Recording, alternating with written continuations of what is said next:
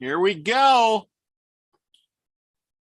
Strap on your... It says we're already live. Okay, you're live. And hello and welcome to another day in the Milky Way.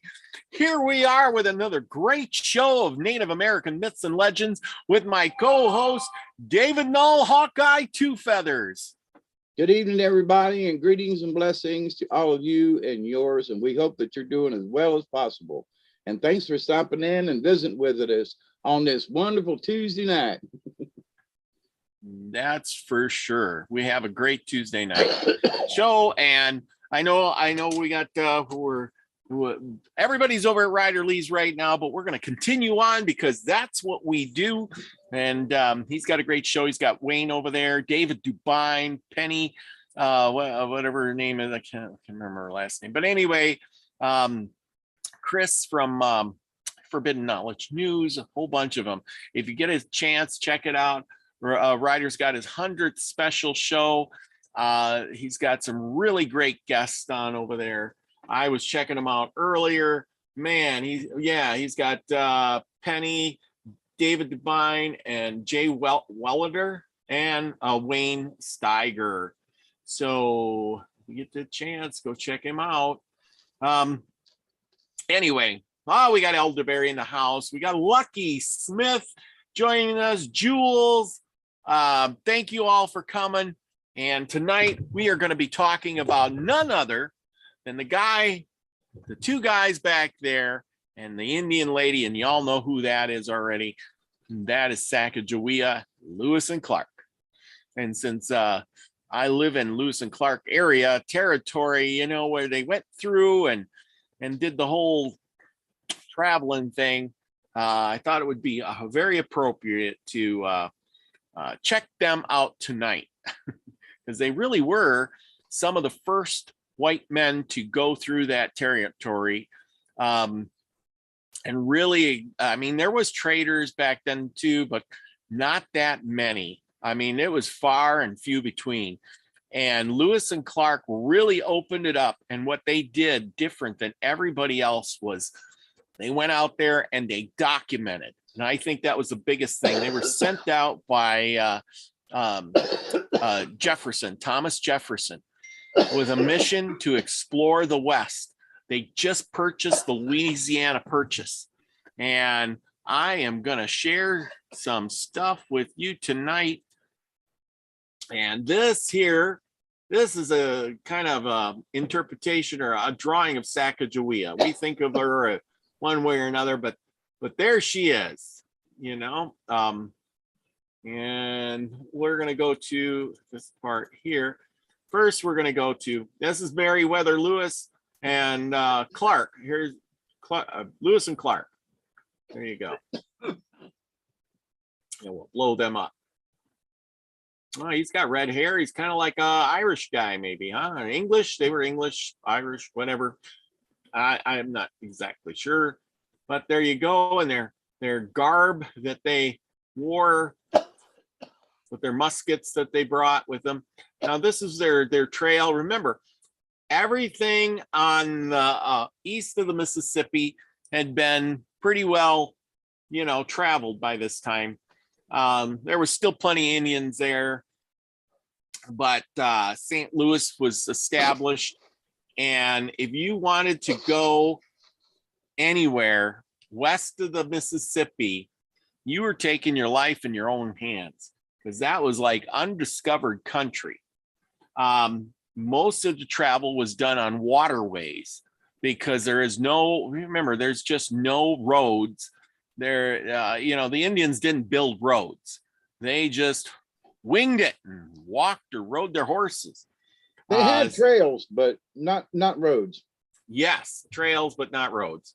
And I'm sure it wasn't the trails that we're assuming that they had. It wasn't. You wouldn't pack up your wagon and go. That's for darn sure. And so also, can I throw this in? Oh yeah, go ahead. Fort Smith, Arkansas, for the longest time, if you went west of Fort Smith, Arkansas, you were in the wilderness. There wasn't anything beyond Fort Smith, Arkansas. I agree. There was that Mississippi boundary kind of thing.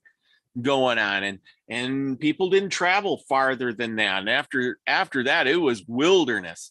And well, of course, Lewis and Clark took off in early 1800s. It was like 1803 or 1804. So this was really early. That they were still wearing their, as you can see, their colonial gear. We'll go back a few pages. Yeah, see, they still got his colonial hat on. You know, they didn't have the cowboy hats yet or things like that. We're talking really early. So they started out. Yeah, I'm going to go back to this page. No, wrong one. Okay, so here's a map. They're starting out. Well, actually, they start out. See, here's the river, Mississippi River, and they are taking off up the Missouri River. They're believing that the Missouri River will take them to the Pacific Ocean. That was the idea. This here big chunk of land, undiscovered. I don't know if anybody had it. This was Spanish territory. Yeah, 1804 to 1806. They were on the hoof for 2 years. In 1803, the Louisiana Purchase happened. That's when the United States, President Thomas Jefferson went ahead and purchased that from France. And with that, they acquired all this land and the people on it, which were the Indians. Hostile as they may be, they have purchased it and they didn't even know that they were owned by somebody. Isn't that something? Yeah. I own this land and somebody bought it and I don't even know it. And now I'm under the rule of somebody else. Ain't that something? It's kind of crazy. I own you. Guess what? What? Yeah, I own your land. I bought it. Well, No, but they also we were here. that they bought the peoples too. Yeah, exactly. They were savages. So, you know, hey, I bought a bunch of savages and we got to get rid of them.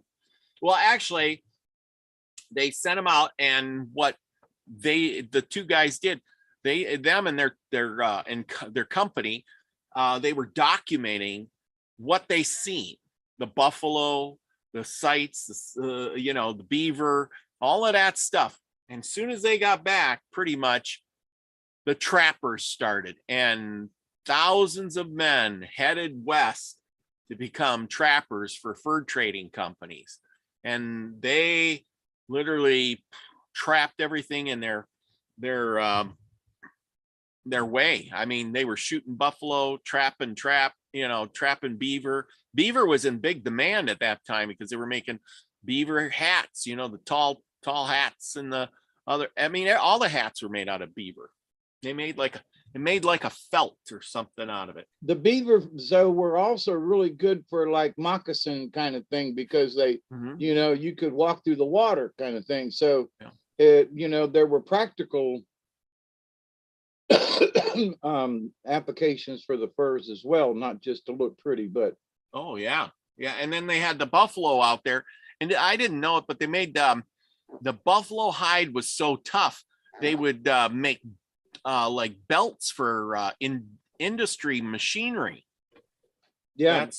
I was like, wow. Okay. So here you got Lewis and Clark and their accompaniment, and they're going around talking to the Indians.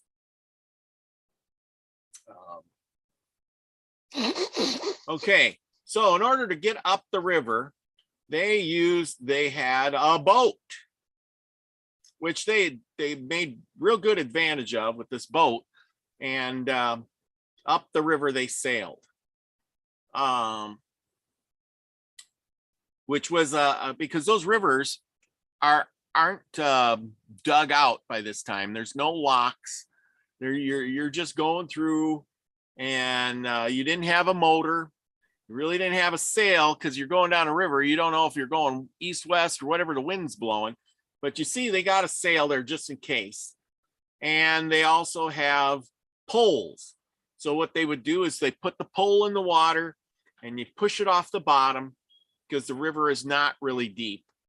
And you push it off the bottom and that propels your boat. So you got guys, one guy would start and he pushes and he walks down the thing. And another guy would do the same thing. He pushes and, and hopefully your boat goes the right way. Okay, we're gonna go to this picture. And remember, they were going upstream. Yes, upstream, The which is whole way they went upstream. Just wanted to, because it ain't just pushing the boat, they're pushing against the current as well. So exactly. And sometimes the current could be pretty hefty. Bad. Yeah. Yeah, and you can see this one here. This one's a recreation boat too. This one's got paddles. I suppose the paddles double as push poles too. You got one guy in the back. He's doing the steering. But still, even so, you need quite a crew of guys to, pull your boat, do your boat. I mean, going up the current. Yeah, okay. I did that one. There. I hope we didn't miss it. Okay, and so here he goes. And they went from they did have a black guy with them. They literally did.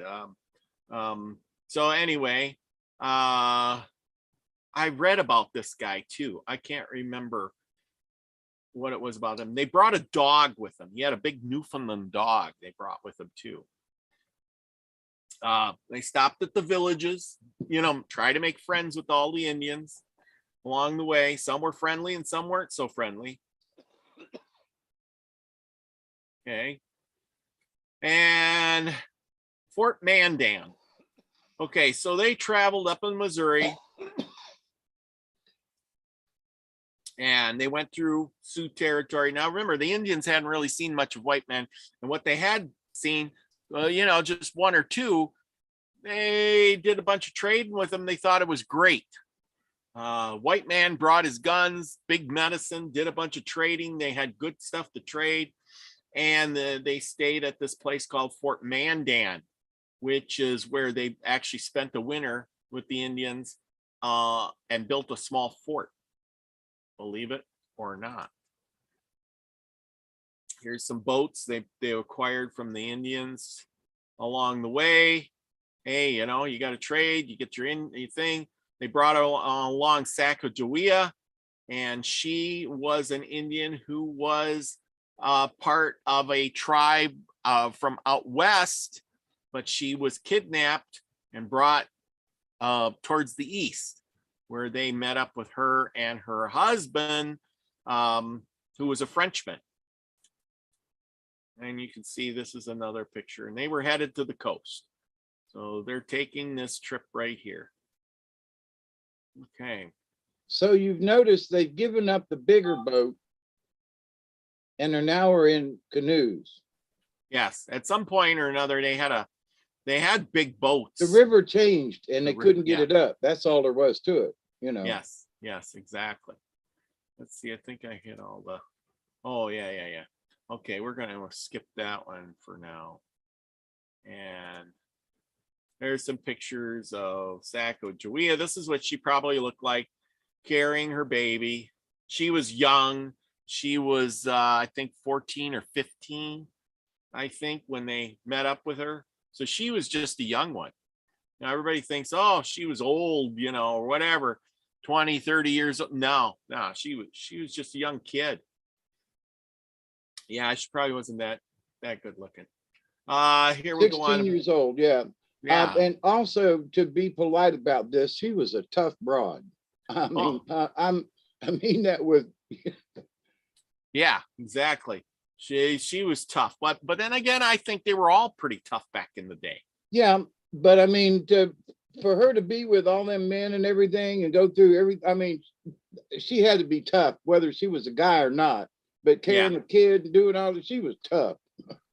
Okay, here, I'll read this part. Sacagawea was not afraid, although she was 16 years old. Yeah, I thought she was a little younger, but 16 years old and the only female in the exploration group of more than 45 people. She was ready to courageously make her mark in American history. I don't think she really had a choice.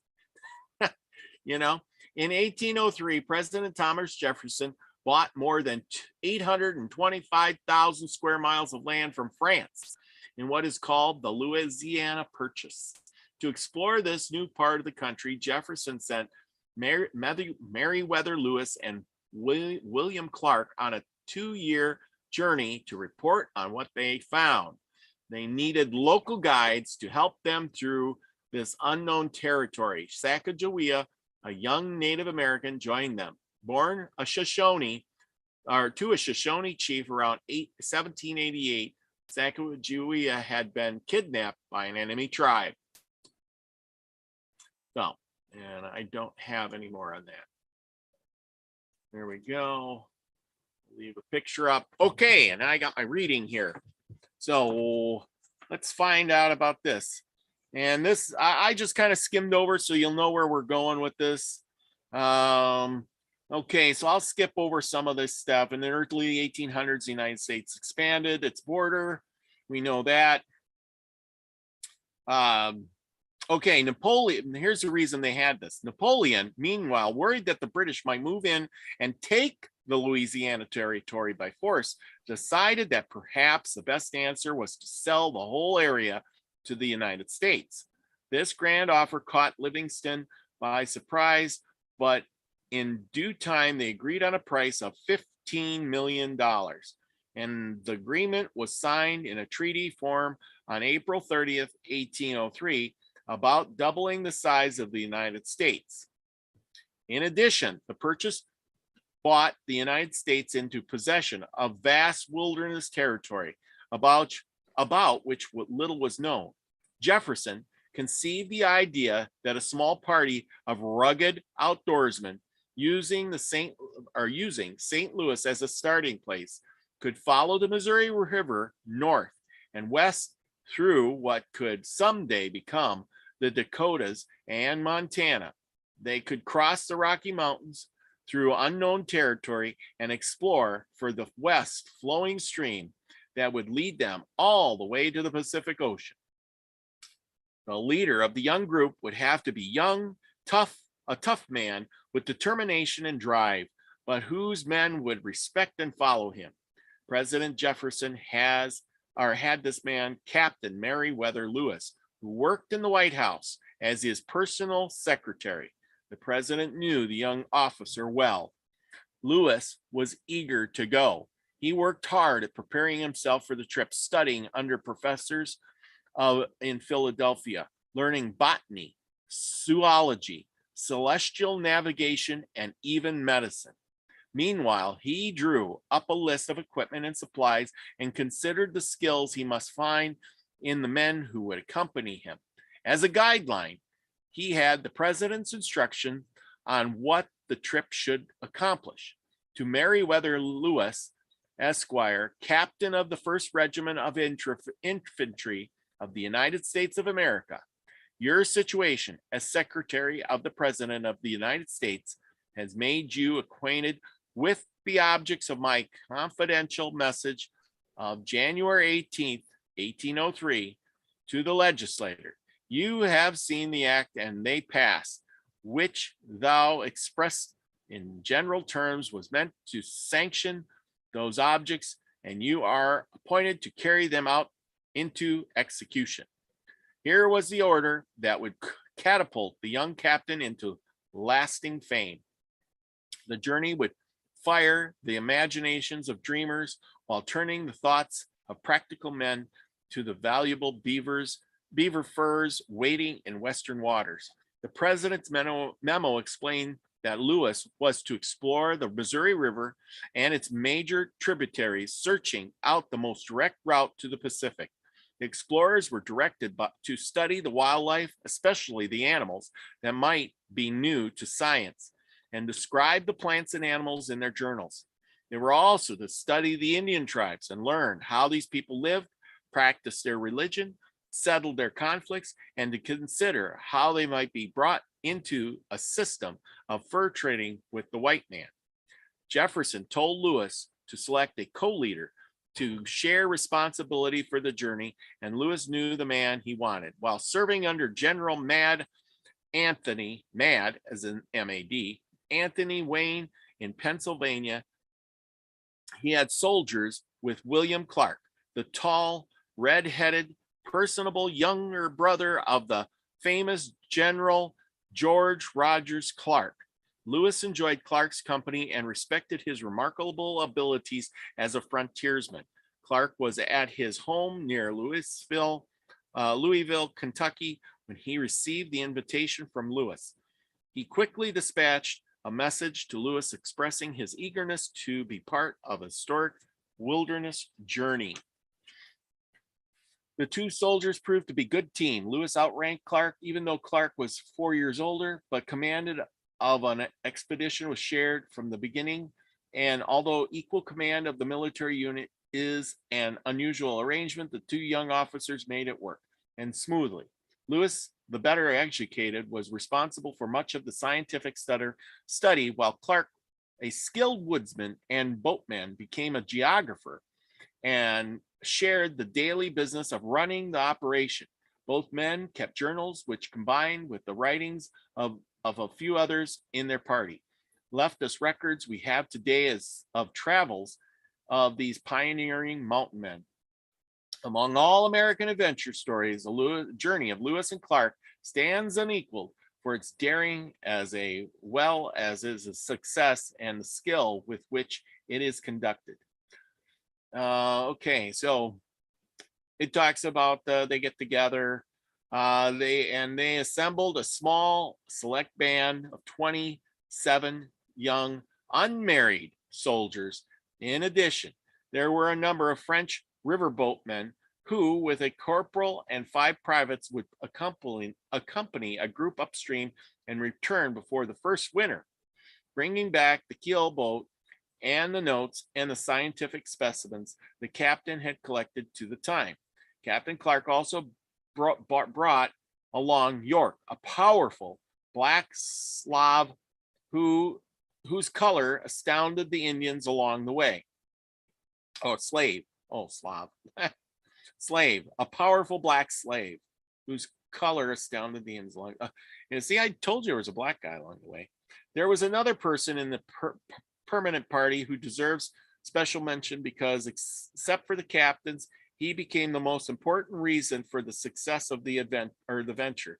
After Captain Lewis picked up Captain Clark, as well as some of the others new members in Louisville, they drifted on down on the broad waters of the Ohio to Fort Massac, the location today of Metropolis, Illinois, some 30 miles from the Mississippi. Here the captain met George Duganlard,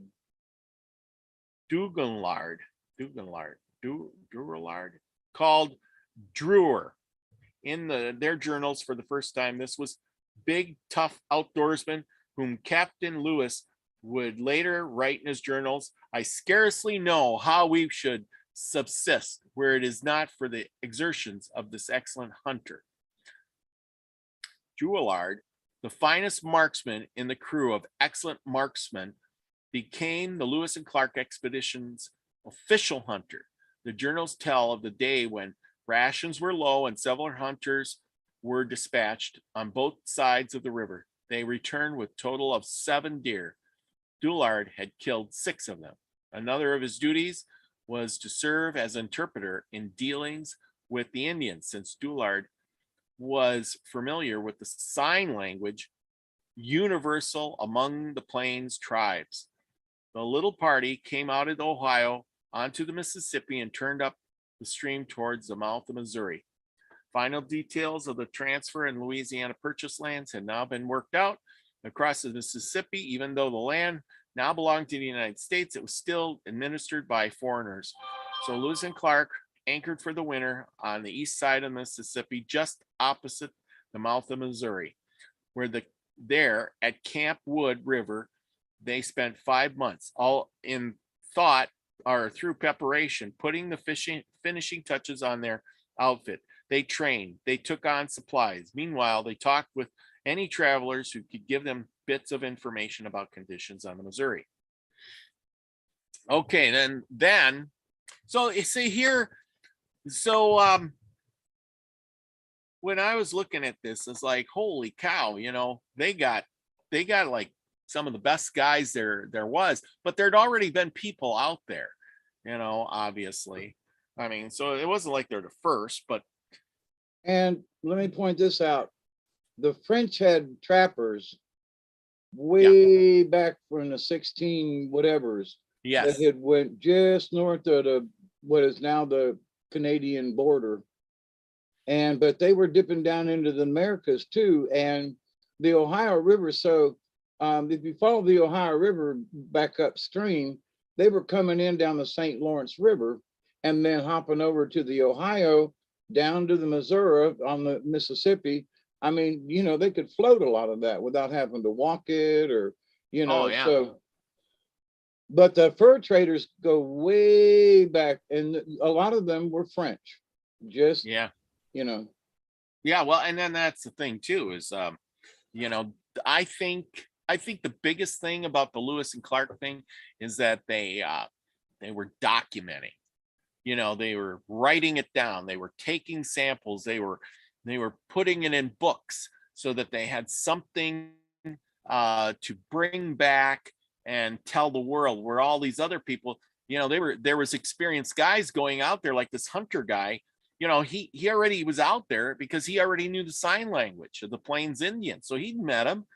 He knew the stuff. He knew where to go. He knew how to hunt. He was probably trained by an Indian.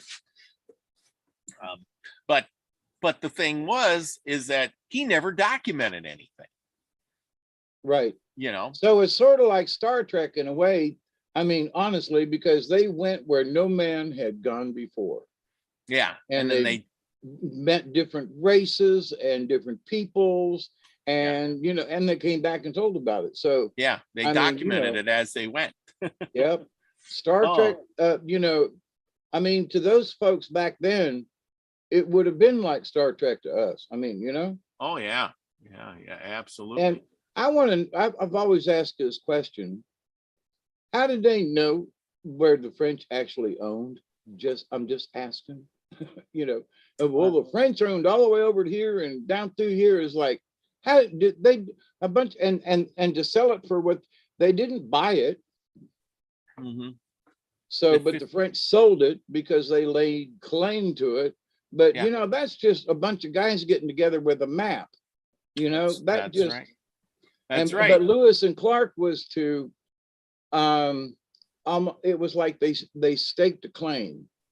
Yes. Yeah, well, and even if the French had staked claims all the way through there, they got the land for free because they were there first.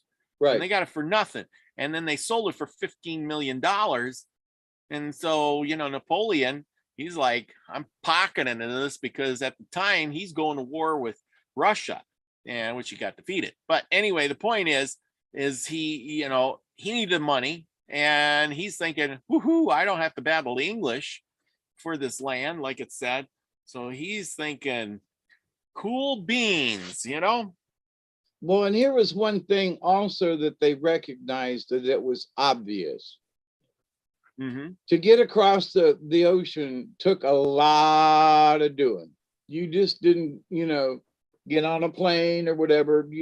Sometimes it took months to get there.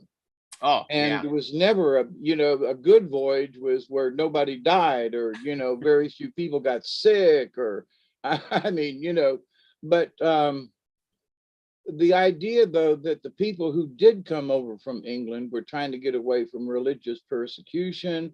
They were getting away from starvation and, the Irish with the potato famines, which came later on, but they were still leaving because there was so much oppression by the English government and also by the French. Yeah. So the French were going over there because they needed more resources. But, the fact that they knew Napoleon was smart enough to know that he couldn't defend America. Yes. That was it. He knew it. Too much ocean, too much this. He knew he couldn't defend it. Well, and he already learned that. Look at the English. They had, the England. They had that was the colonies, and they started fighting back, and they got their ass whooped, and they didn't get nothing. So the best. And you're absolutely right, because it was the Americans who, in 1776, because now the French are looking at how badly the English got whooped. And now, if they were to go over there and try to do something, they might have to face the English as well. who still had territories up and around, Canada up in there. But I think he just said, nah, we can't support this. Let's get our money and go, Yeah, make the best decision. I think it was a good decision. Yeah. Because eventually, even if he would have said, okay, we're going to hold that territory for a while, the Americans would have eventually got to the Mississippi, stood on the riverbanks, looked across and said, look at all that open land over there. And there's nobody defending it. Yeah, we're just going to cross the river here and I can have all the land I want. And back then, who's going to stop me? Yeah, exactly. Nobody's stopping nobody. Exactly. What are they going to send French troops out? Who you are, Oh, I come over from there. Well, you got to go back or we'll shoot you. And next thing you know, there's thousands of them. And now you got an army against an army. Which is interesting that the French sold the Louisiana Purchase in 1802-3. Yeah. And then, but the War of 1812 was with the French in Louisiana and New Orleans and stuff. And it's like, what were they thinking? Why did you guys come back? What the hell were you guys think? They got a rough deal and they wanted their money back. Well, Napoleon was defeated. There was another king and all that. But to the point, though, that they should have learned a lesson that it's a long way over there. It's going to take a lot to support it. And do we really have the resources? Exactly. They learned really quick. They did. Well, I just want to say hello to everybody. We got an elderberry and Scratch called the Treaty of Gent.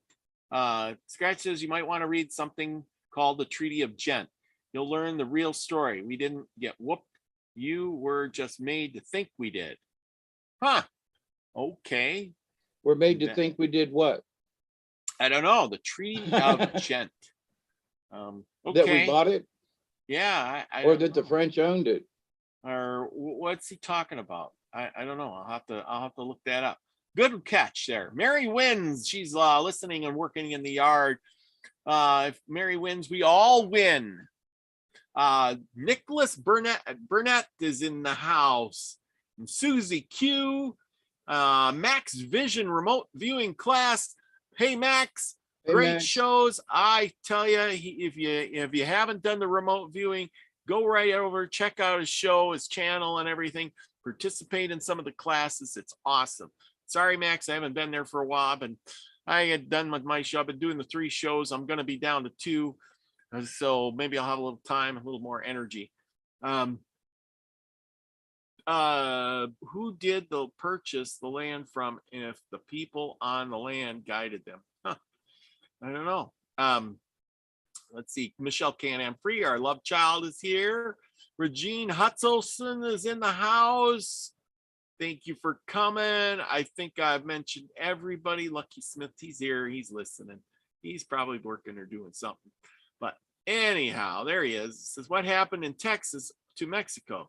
Texas was part of Mexico, but the Americans moved in to bring freedom. Yeah, see, that's another thing, like the Texas thing. You got the Americans wandering over there. Mexico thinks they own it. Americans say we own it. And the next thing you know, you're battling Mexicans. Well, one of the things that in reading about my possible great-great-grandfather was Robert E. Lee, who before the Civil War he was a surveyor for the Army, and he was surveying Texas and places and stuff out there, and after the Louisiana Purchase. So they were literally putting out markers and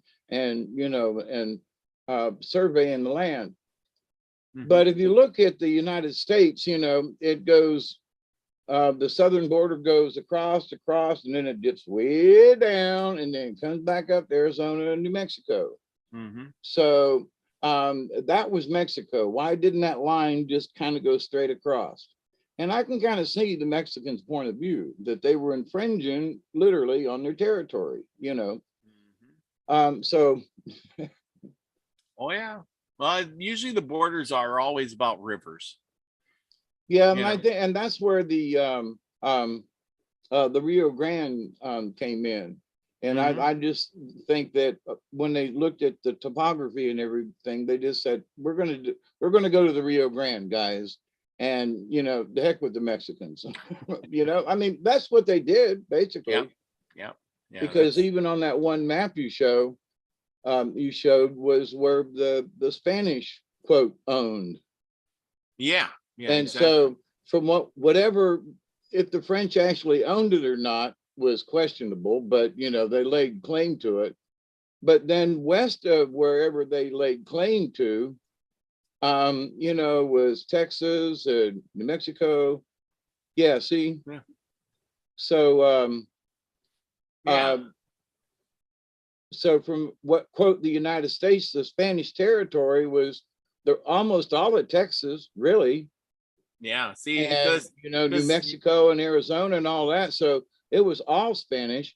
So when they moved into Oklahoma and crossed the line in Louisiana, they were in Texas. Yeah, because this is kind of a vague line here. It goes down a mountain range and just kind of drifts on over to the Delta over here. And like you said, these people just kept migrating and migrating and migrating over to the Rio Grande. And that is look how the much line more of Texas. territory there is there.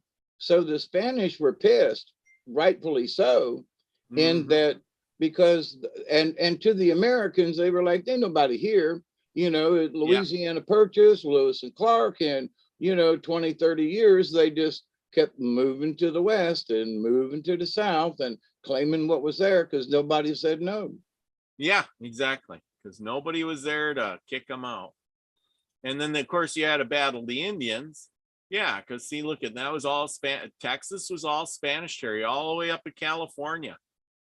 They owned a big chunk of this. And so, I mean, technically, if you look at that, they owned almost all of Louisiana. Yeah. And so, which would have been Spanish more than French. So just saying, so it wouldn't have been hard for them to be in Spanish territory down in Louisiana. You know what I mean? So, you know, the one who profited the most was Napoleon with the selling Louisiana to, you know, purchase to the United States because see, Spain over here, they had Florida too. And look at, I never heard of the Spanish purchase. Did you? Nope. They just gave it up and they got zero. They got nothing.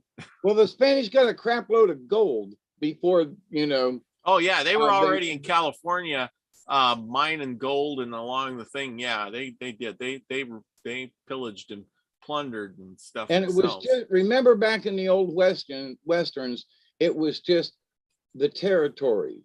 And then they established like it was the Arizona territory.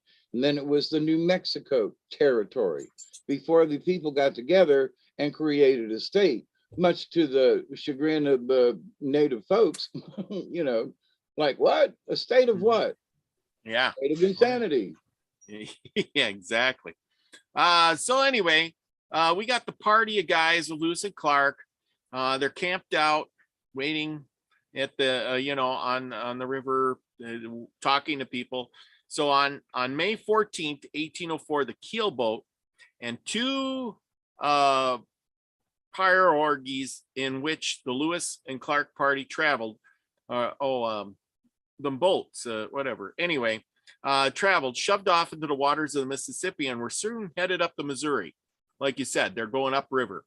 Their trip had begun in earnest through Herculean efforts. The poles, oars, lines, and sail, they pushed upstream against the current, 15 miles or so a day until autumn, when they reached the Mandan villages near the mouth of the Knife River in North Dakota. Hey, that's where I am.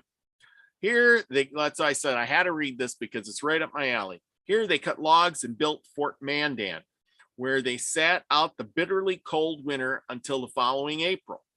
At their first fort, they added an interpreter, a French Canadian, to Saint Charbonneau and his wife, Sacagawea, a young Shoshone Indian woman captured from her people and later purchased by Charbonneau. After Charbonneau and Sacagawea joined the party, Sacagawea gave birth to a son. The male child, that Captain Clark always fondly called Poppy, at Fort Mandan, Lewis and Clark first heard from the Indians of bears, larger and more furious than any they had known on the eastern forests. They could not easily believe that the grizzly bears would offer any serious hazards to their well-armed hunters. In due time, however, they would gain a deeper respect for the strength, speed, and temper of the animals. Okay, so they moved upstream with them, and of course with their hunters, and they ate deer and buffalo. I'm just summing up some of this. They shot a lot of animals. They packed them up. They had horses they got from the Indians. They studied the plants, took specimens, and things like that. By June 21st, they had crossed much of Montana and arrived in the Great Falls, Montana, an impassable barrier for boats. Now, this is where it gets really interesting. Lewis described the river as raging among the rocks and losing itself in foam. It dashed and roared through a series of whitewater rapids and falls, which are still there today. And the boats had to be dragged ashore and portaged more than 18 miles around the rough water. This demanded more than 2 weeks of superhuman effort, the most difficult labor the explorers had encountered on their trip. They tried to simplify the task by building primitive wagons, using sections of cottonwood logs for wheels and tongues. These cumbersome vehicles broke down frequently as they were being pushed over the rough land, and there was strong wind. The crews sometimes hoisted a sail to let the elements help move them. Look, the first prairie schooners, right? Right. So here you go. You got this big boat, and you're going to pick this up and move it 18 miles. Go figure, huh? They had two of them. Yeah. Now, and you had to build a wagon out of sticks and trees, and I mean, it ain't like you got a chainsaw and a hole driller and all that stuff, you know. And it only took them 2 weeks. These guys were tough. Talk about tough. It only took them it should have took 2 months, but 18 miles, people. 18 miles to move two big boats like this. I mean, what the hell? Over rocks and mountains and no trails. They had to make their own stuff. And I have not seen that area, but some places, it's straight up for 50 to 100 feet. I've been to Great Falls, yes. And that's the start of where it starts getting really hilly. I mean, it's like pretty flat plains until you get to Great Falls. And then you start getting into the mountains. I've been out that just, a couple years ago or a year ago. So they rigged up blocks and tackles and hoisted them up. I mean, some of the things they did for the wagons and the prairie schooners when they got to the mountains, they had these contraptions to lift the horses, and it was amazing. And so these guys were before the big push, west. And so, but they had boats that they had to contend with. So, I bet the Indians were looking at them going, "Are you insane? Why don't you just get a canoe?" What are you white people doing? Yeah. The heavy work around the falls was made more difficult by terrible weather. Cold rain pelted the travelers and made their buckskin clothing cling to them. Huge hailstones sometimes bounced off their hatless heads, because they didn't have the cowboy hats like we do now. Wherever they walked carrying their burdens, the path was laced with needle-sharp thorns of prickly pear cactus. Yeah, they're out here all over the place. They're like big pin cushions. I was out a couple weekends ago flying a kite, and I kneeled down to pick up the kite stuff, and I get jabbed in the freaking knee. Ow. And it's stuck in there, and it hurt, and it swelled up, and the path was laced with needle-sharp thorns of prickly pear cactus until everyone limped on sore feet. Even the double-thick rawhide soles the Indians taught them to sew onto their moccasins did not keep the thorns from penetrating. No, Yeah. it won't. Oh, they are terrible. Furthermore, there were now plenty of grizzly bears. Yeah. Once you hit the mountain area. So somebody had asked me today, or I think it was Jean Hutchinson. She said something to me about, is there any bear out there? And I'm like, no bear in North Dakota, because it's all flat plains. There's no place for them to hide or live or anything. They don't live in the open. They got to have trees and caves and things like that. But once you get to the mountain area, right on the edge of Montana, there, the western part of Montana, Great Falls is the beginning of it. Furthermore, there were now plenty of grizzly bears, white bears, as they were called by Lewis and Clark, and they threatened the travelers daily. This gets interesting. The great bars were so abundant, and that by this time so highly respected, that Lewis wrote, "I do not think it prudent to send one man alone on an errand of any kind." Lewis's dog, a big black Newfoundland, have you ever seen a Newfoundland? They're huge, that traveled with him to the West Coast and back, kept him awake at night barking at the bears. Lewis wrote that one grizzly came within 30 yards of the camp to snack on 30 pounds of buffalo fat left hanging from a pole. And at least they were trying to hang it up from a pole. Lewis and Clark and their men shot grizzlies whenever possible, partly for meat, but mostly for the thrill. Dunlard shot one grizzly through the heart and was promptly chased by it at high speed for 100 yards before it fell. Another grizzly rushed a hunter and chased him into the river, where he escaped by hiding beneath an overhanging bank. One grizzly that qualified for mention in the journals was a bear the men spotted resting in the open. As their canoes moved upstream, men in the last two canoes pulled to shore, and a half a dozen men went after the bear. A squad of hunters moved to within 40 yards of the grizzly and took cover behind a bank. 4 of them fired at once, while the other 2, by prior arrangement, held their fire in reserve. Remember, they got flintlocks. All 4 shots scored. 2 went through the lungs, but the huge bear was up at once, charging towards the puffs of smoke. The last 2 hunters now fired. Both hit the bear. One broke the grizzly's shoulder, which slowed the bear down, but did not stop him. The hunters had little time to reload, so most of them chose to make a speedy exit. 2 of the men leaped into the canoe and shoved off into the current, while the other 2, hiding in the willows, were able to reload and fire again. The shots told the bear where the hunters were and allowed him to correct his course in pursuit of them. 2 hunters with the bear gained on them, dropped their guns, and dove from a 20-foot high bank into the river. The bear, not even slowing down, followed them over the edge and crash landed beside him. The chase ended only when one of the men, still on shore, managed to reload his gun in time to shoot the animal through the head. As they butchered the bear, they found that 8 balls had passed through him in different directions. Wow.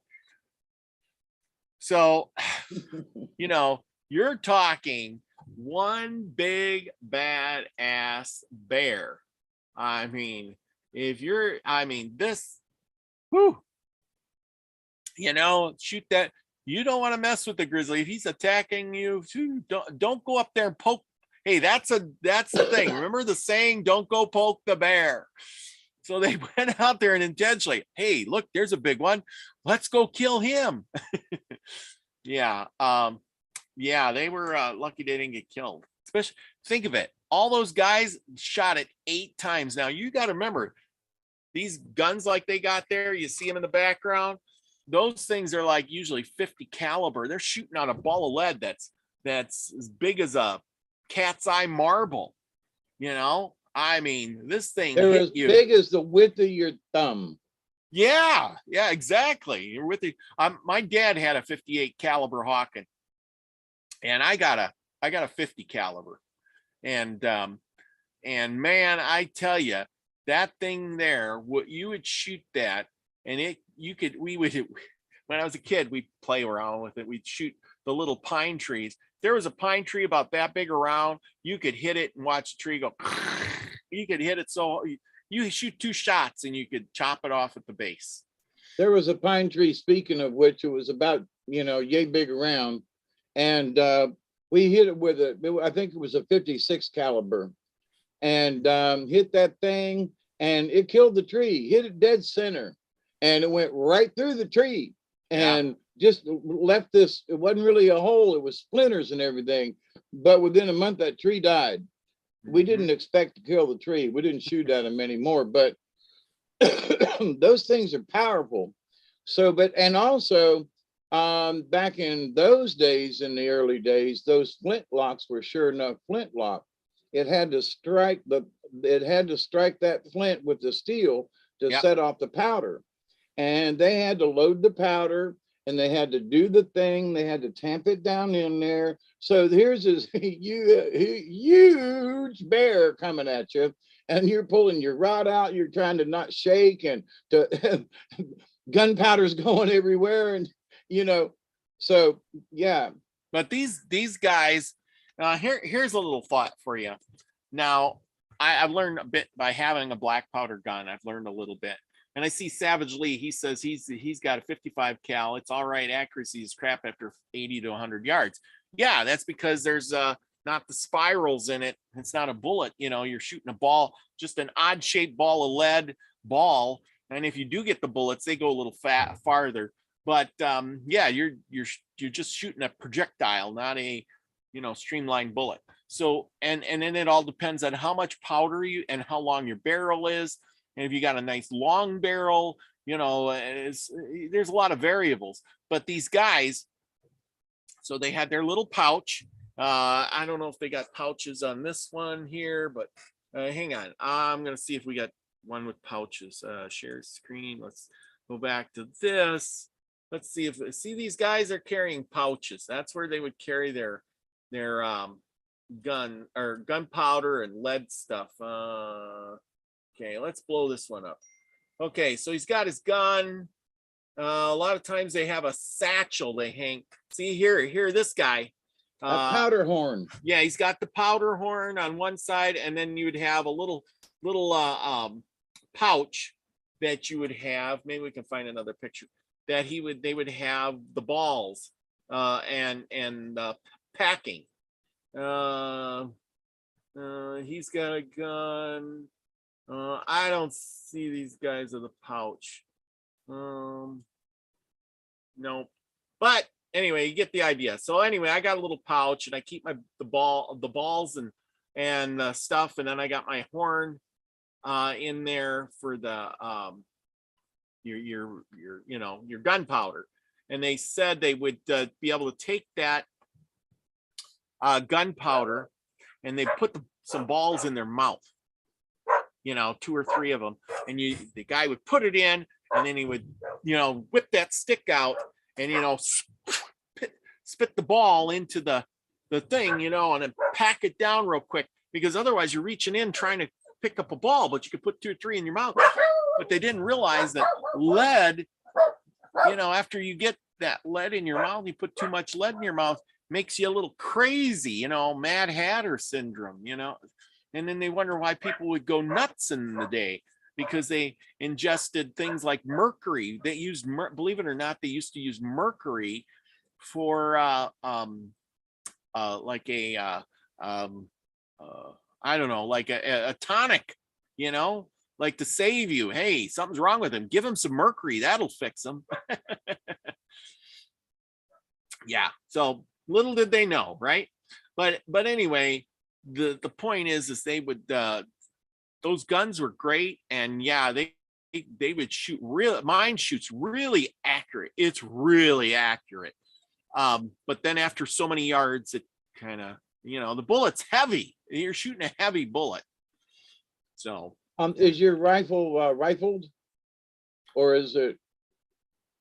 I don't know. It's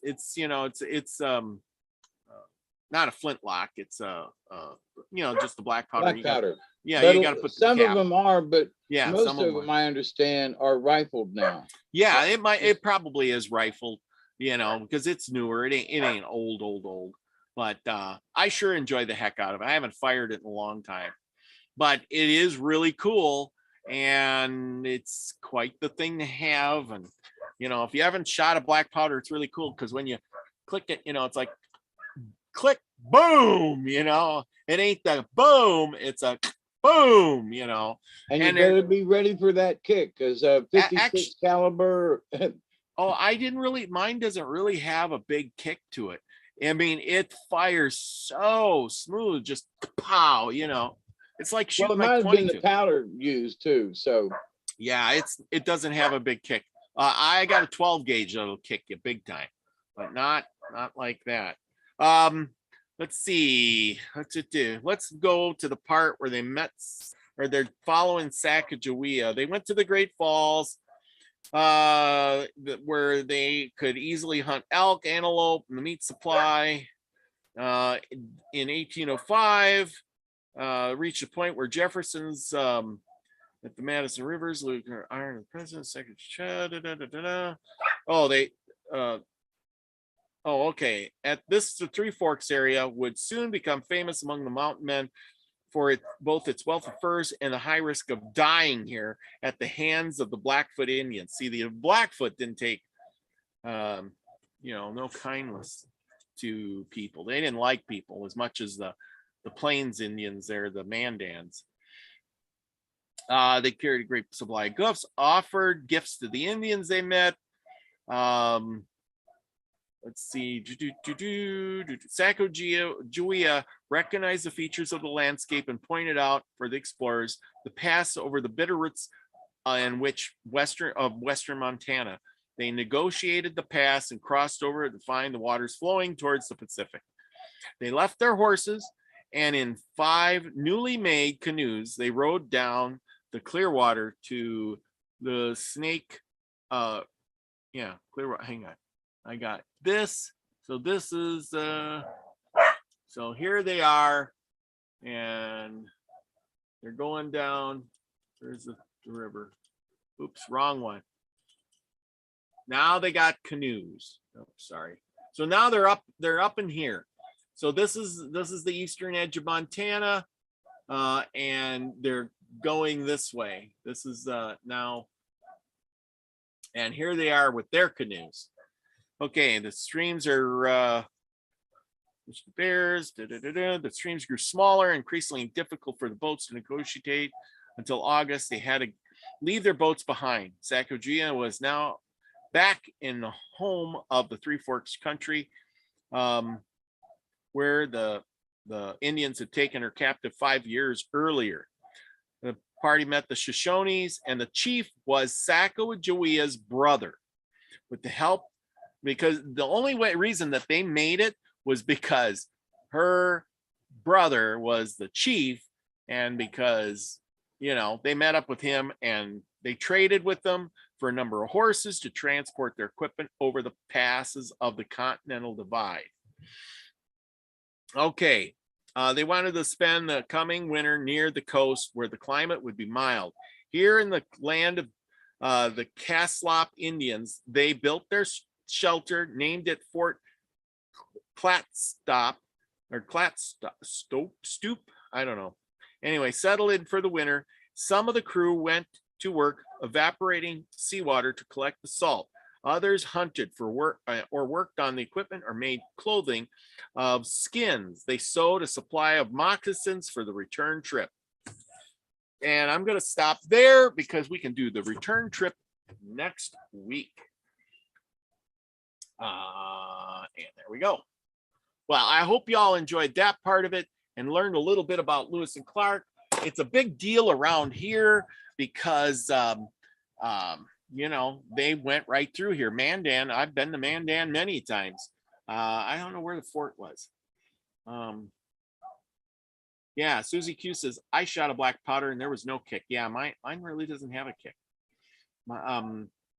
Yeah, Savage Lee, 30-06. I have a 30-06 and it kicks like hell. I do not have a 7600 Remington. 10 times actually, and 10 times the distance than the black powder. Easy. Yes. Yes. See, that's more modern bullets. Less black powder, shoots a lot farther. The only problem is that you need more stuff. You need to buy, because somebody had to make those brass shells. Somebody had to mine all that. This way, if you had just lead, it's just lead. And let me say a word or two about the new air rifles out. I've got a 22 caliber air rifle that'll shoot 1,000 feet per second. And it's a single break barrel. It's got a little chamber on it that you can load 12 pellets. And every time you break it and put it back in, it automatically is loaded. So you don't have to search for the little hole. And they've got some out there now that are in the 50 caliber and will bring down boar and buffalo. And I mean, they're big time hunters with air rifles. Yeah, I did a little research on that just recently. You can look it up, 50 caliber air rifle. Now, here's a fun fact. When Lewis and Clark went on their trip to show the Indians what technology they had, they brought along an air rifle. Did you know that? No. Yes, they did. They had an air rifle, and you had to pump it up. It took like 1,500 pumps, and you could get off, a dozen shots or something like that. But they did have an air rifle. I guess those things were how you say, they weren't American made. They were made by the Finnish or the Swedish or something like that. But anyway, the point is that they had this air rifle. I think it was a 50 cal air rifle. But anyway, the Indians were very impressed with that. It was real quiet, and you just pump it up and you could shoot. And I thought that was worth mentioning because they did bring an air rifle with them. I guess the canister, the butt stock of the gun was made out of metal, and that's where it carried the air.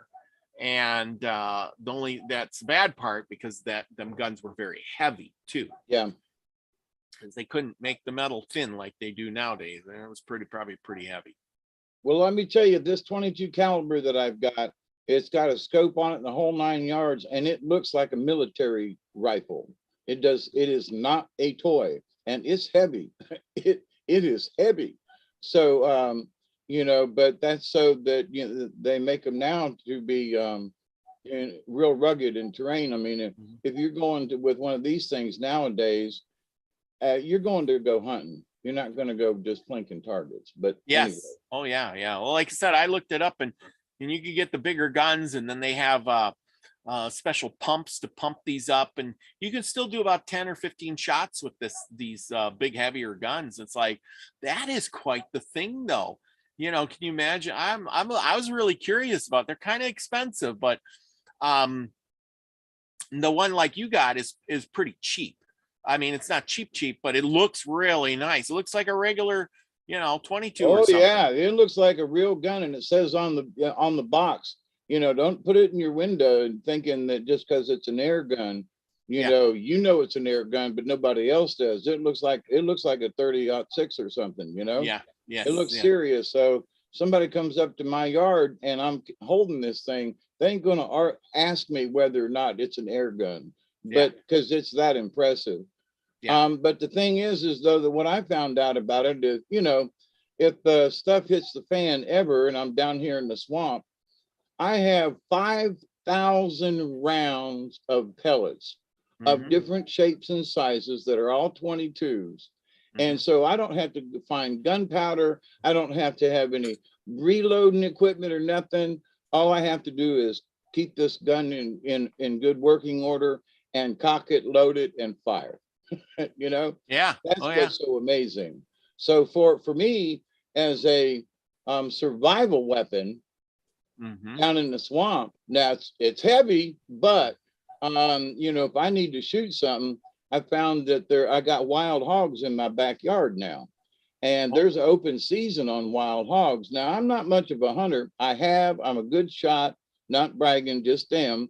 But at the same point, though, you know, wild hogs taste extremely good when they're barbecued. I'm just, Yes. you know, I'm just saying. And with all the toughness and stuff going on, and I mean, and they're making a mess in the woods back here. I mean, rooting up stuff, and you know, that's destructive. It ain't that they're just running through my property. They're rooting stuff up. But anyway, it's nice to know that with my 22, it's not a very large caliber, but with a good headshot, I can drop a boar. I can put him down, you know. Yeah. Yeah. And so, but anyway. Yeah, it's one of those things. At least you have it. At least you got something. Yep, I got a story for us. Yes. What do you got? That actually I kind of been waiting on to read it because it didn't really make sense. But since you did Lewis and Clark and they went over to this area, what did you call that? The falls? Great Falls. Great Falls, Montana. Okay, this is the legend of Multnomah Falls.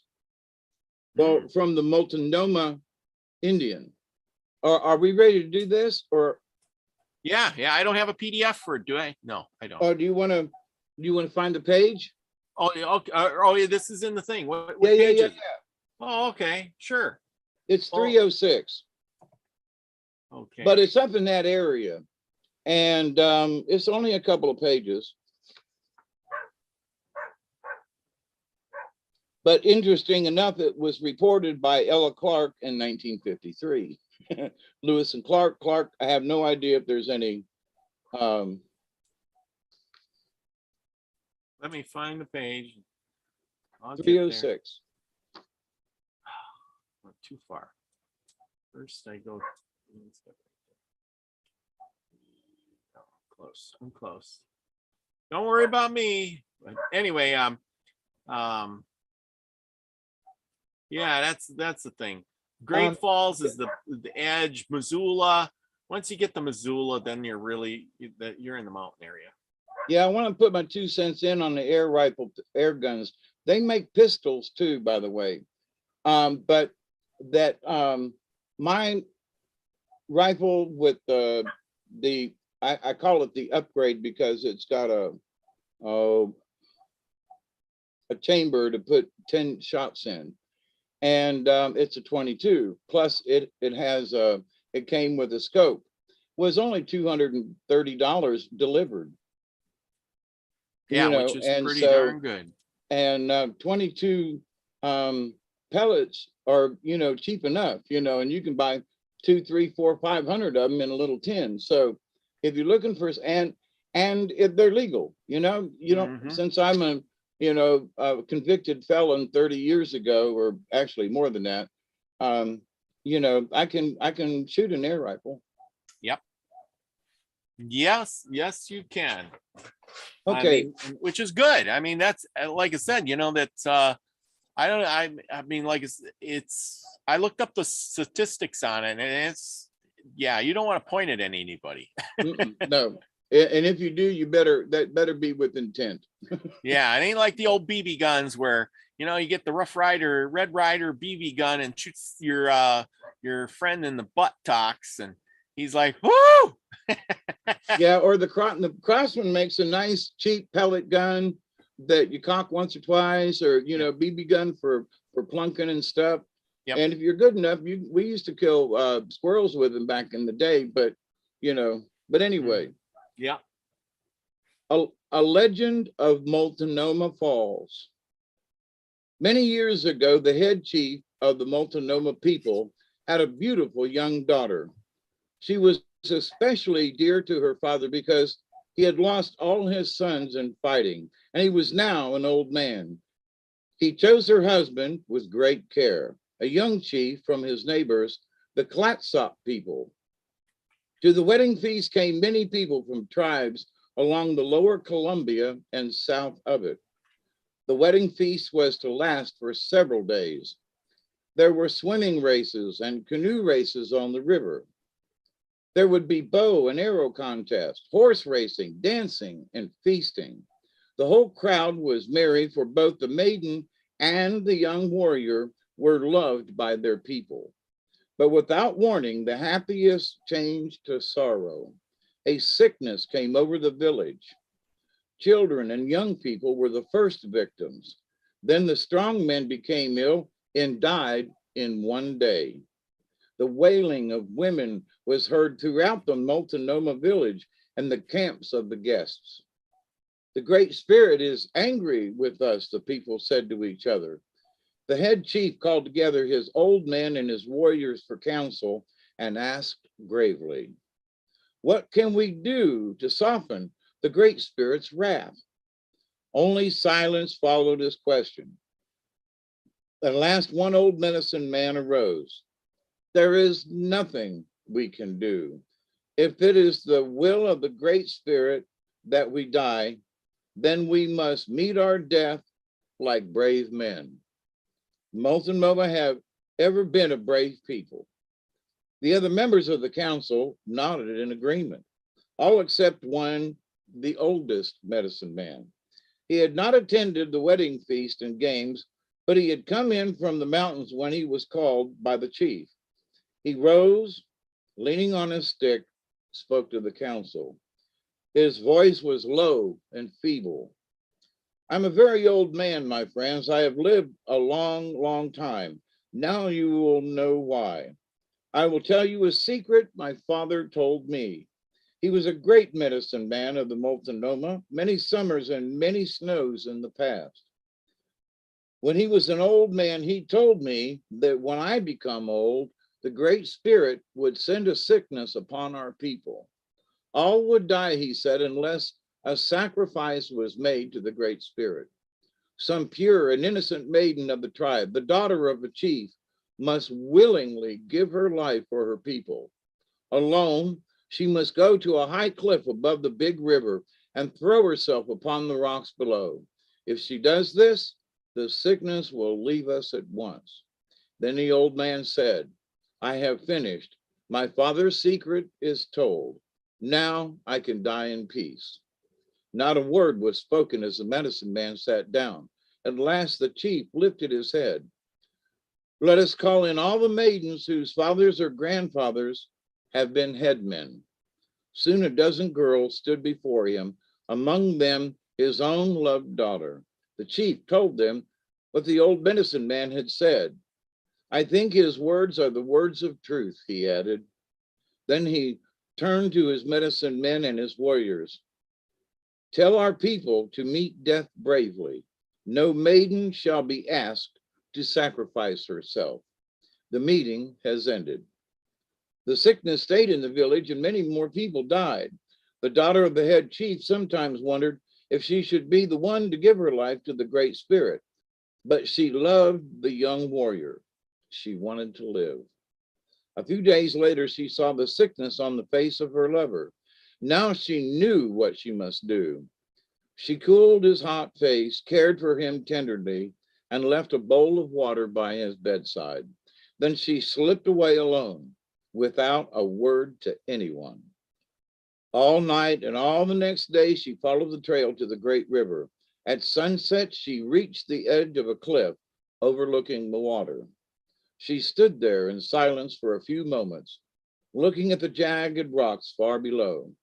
Then she turned her face toward the sky and lifted up her arms. She spoke aloud to the Great Spirit.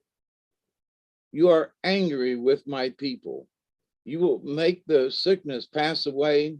Will you make the sickness pass away if I give you my life? Only love and peace and purity are in my heart.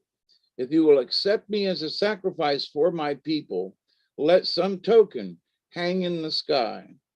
Let me know that my death will not be in vain and that the sickness will quickly pass." Just then she saw the moon coming up over the trees across the river. It was the token. She closed her eyes and jumped from the cliff. Next morning, all the people who expected to die that day arose from their beds well and strong. They were full of joy. Once more, there was laughter in the village and in the camps of the guests. Suddenly, someone asked, "What caused the sickness to pass away?" did one of the maidens, once more the chief, called the daughters and the granddaughters of the headmen to come in before him. This time one was missing. The young Clatsop warrior hurried along the trail, which leads to Big River. Other people followed. On the rocks below the high cliff, they found the girl they all loved. There they buried her. Then her father prayed to the Great Spirit, show us some token that my daughter's spirit has been welcomed into the land of the spirits. Almost at once, they heard the sound of water above. All the people looked up to the cliff. A stream of water, silvery white, was coming over the edge of the rock. It broke into floating mist and then fell at their feet. The stream continued to float down in a high and beautiful waterfall. For many summers, the white water has dropped from the cliff into the pool below.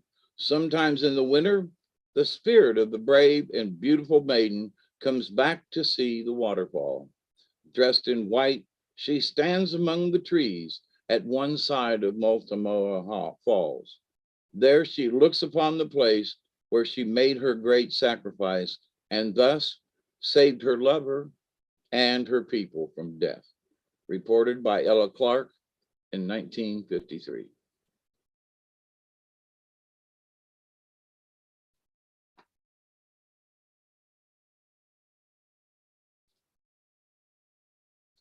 Are you on mute?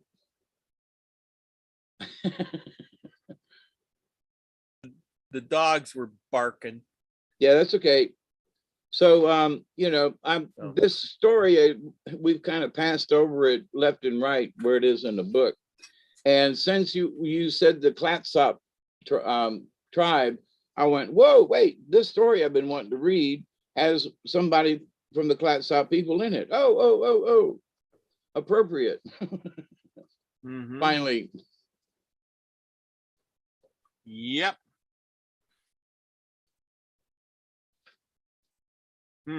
Anyway, cool. That is so cool. We got to enjoy those stories. It just tells you that the sacrifice of the one is, worth the bunches of the many. Benefit of the many.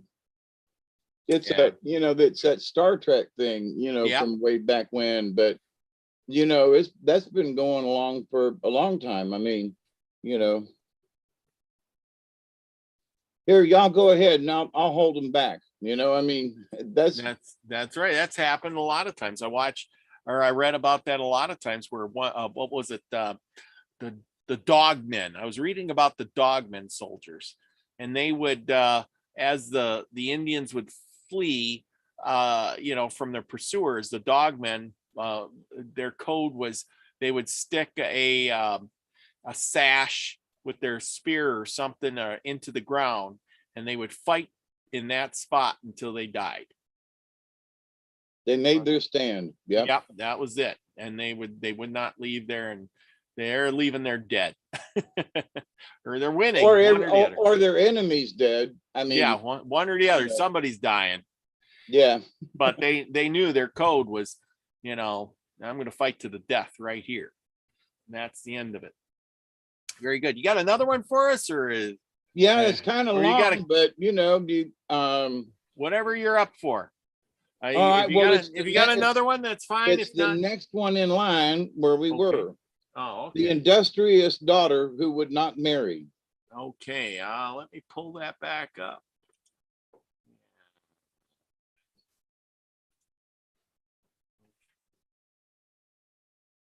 Industrious daughter who would not marry.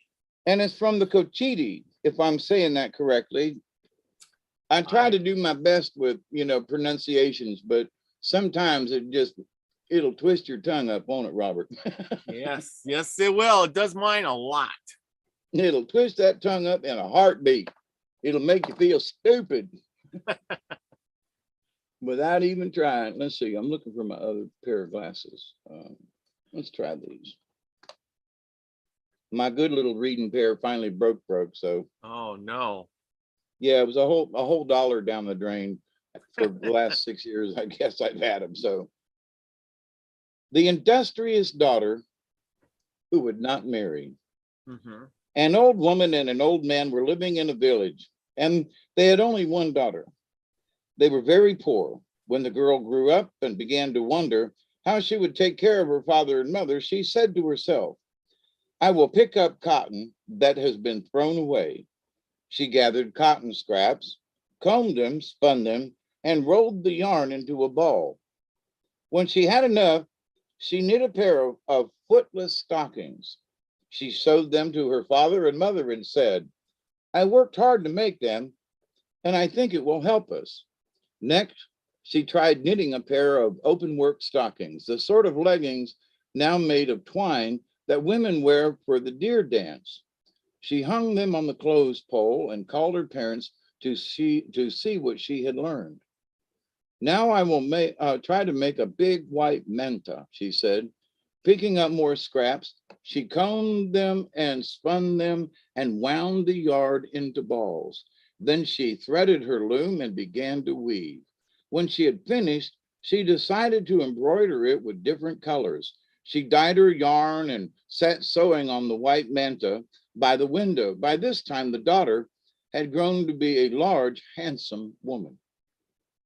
While she was embroidering, the young men came around to talk to her about marriage, but she was not interested. She said, I take care of my father and mother and myself.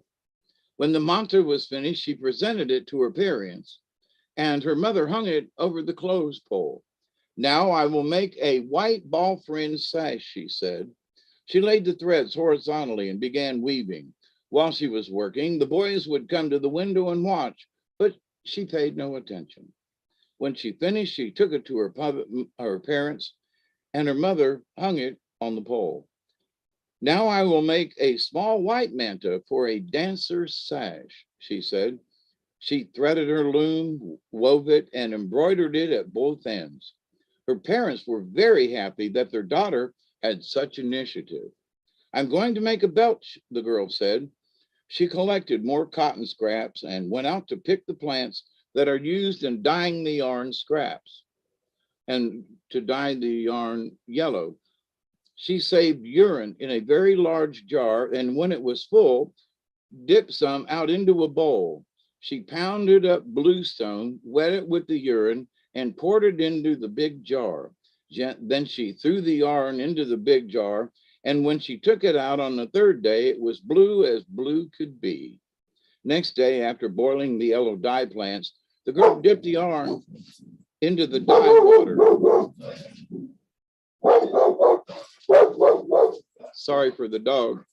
She said to her father, shall I take them all out? For I might make Duggar, hush. There's a critter in the yard. I'm going to make a belt, the girl said. She collected more cotton scraps and went out to pick the plants that are used in dyeing the yarn yellow. She saved urine in a very large jar, and when it was full, dipped some out into a bowl. She pounded up bluestone, wet it with the urine, and poured it into the big jar. Then she threw the yarn into the big jar, and when she took it out on the third day, it was blue as blue could be. Next, after boiling the yellow dye plants, the girl dipped the yarn into the dye water. She said to her father, shall I take them all out? For I might make the belt only if blue and yellow. Her father said, yes. When you take the yarn out, hang it over a rafter end, and in the lower loops, put the rubbing stone so the yarn will dry straight. Then when you dye, they won't stretch you out like that. When she dyed some yarn red, wove her belt and finished it. When you finish the belt, stretch it well so they won't stretch you when you dye, her father told her. This is the advice they give all the Indian girls when they weave. Now the girl sent her father and mother out to sell what she had made. And when they got home, she was spinning again. Did you have good luck? She asked. And they said that they had sold them all. Soon the people in the village were coming to the girl's house to buy whatever they wanted. The young men bought so many ball fringe sashes and small embroidered mantas that at last everybody had a complete dancing costume. Then they said, let's have a great dance before her house and see which of us she will choose to dance with. So they dressed for the dance and gathered in front of her house. She was sitting in the doorway embroidering a white manta when they began to dance. But she said, why do you think I am the only girl in the village? You are all calling me. She didn't even lift her head as the dance ended and they left. She finished embroidering the manta and gave it to her mother, who hung it over the pole. The family sat by the fireplace and her father said, rest yourself, my daughter. I can't help working, she replied. I like it. Even as she was sitting there, she was pulling cotton apart. She heard the noise of the rattles approaching and said, they're coming again. They make a great noise. It was the rainbow dance, but she didn't watch. Some of the dancers came to the house and said, we're surprised that you don't even care to look up when we dance. They went home, but she kept working. Next day, the young men began to come to ask her to marry them. Each brought a large manta and a small manta and a belt, but she refused them all. I thank you, but I can make those myself, she said. I know how to make whatever I want. Oh, what can we do to persuade her to marry us, they said. Let's all draw pretty things on our houses. Soon, all the young men were busy painting rainbows all over their houses, some on the walls and some on the ladders. Some made little stone birds and set them on both sides of the ladder rungs and painted them in all colors. The next day, she went all through the village, but she didn't care for the rainbows or birds or sunflowers. I take care of myself and my parents, she said. I don't need anything more, and I want to stay where I am. Next, the young men thought they would tempt her with corn. On top of their roofs, they made piles of all the different colored ears, blue, white, red, dark red, yellow, and many others. As she walked through the village, she looked at the piles, and the young men all trembled with hope, but she didn't care for any of it. I tell you, boys, I never want to marry. I make my own clothing, and I live very well. So at last the boys said, we won't court her anymore. She doesn't care for young men. Coyote heard about this and said, she'll have to go with me. I shall offer her nothing at all, but she will belong to me. I'll go to the mountains to fetch a black currant branch. He went to his house and took his white buckskin moccasins, the skunk skin to tie around his ankles, the open work stockings, the small white mantas for his kilt, white and red yarn to tie around his arms, his white shell beads, his abalone shell, his paint pot, his long parrot tail feathers, his short parrot tail feathers, his downy feathers, and his gourd rattle. He did all these up in a bundle and started off. As he went, he came to the place where the black currants grow. He took some and said, come along, Payatamu. Arriving at the girl's village, he went not to her house, but to another one. Hello, he said, but no one answered, for nobody was there. He went into the inner room and laid down his bundle. Now come, Payatamu.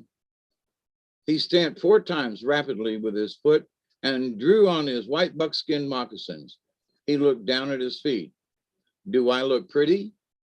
Yes, I look pretty, he said. He stamped 4 times and put his lace stockings, and he said, do I look pretty? Yes, I look pretty. And so he proceeded as he put each of the things in his bundle. When he was all dressed, he said, come, Payatamu, see if I can get that girl. I shall not dance before her house, but in the center of the little plaza. And before he went out, he picked up the bunch of black currants in his left hand. He went to the center of the little plaza and began to dance. When they heard the sound of the rattle, everybody looked out and saw a boy dancing. Hearing someone singing, the girl threw down the white mantle she was embroidering and went out. "What a fine looking boy," she said. "I've never seen him before. I wonder who he is." She walked into the center of the little plaza and she spied his bunch of black currants, of which she was very fond. Then she said to Coyote, "Give me the black currant branch and I'll take you to my house." The boys of the village said to her, "What a dirty, miserable girl you are. Why will you take such a little bit of black currants and let him sleep with you? We've offered you so much more, but you wouldn't even look at it." But the girl kept right on and led the dancer to her house. She called to her father and mother, "Here comes Piatamu." Her mother exclaimed, "Oh, my dear daughter, what mischief have you done?" "My dear mother, he has a branch of great black currants. You know how I love black currants, and it's a long time since I've eaten any." Piatamu stayed the night and had intercourse with her, and she gave birth to little coyotes. She was a fine looking girl, but no one in the village cared about her looks by then. Coyote said to the girl's father and mother, "I shall take my wife and child to my home." The couple set out and on their journey came near a high bank. There was a big hole in the ground, and Coyote said, "Let me go in first." The girl asked, "How can you go in? It's so small." But he managed. And next to the two little coyotes entered, and then the mother peeped through. Inside was a house just as good as her parents' home. Coyote had as many mantos and embroidered mantos and open work stockings and belts as she had. So she went in and lived there ever after. Collected by Ruth Benedict in 1924. Nice. So whatever it was that Coyote had that the others didn't, the currents, something simple,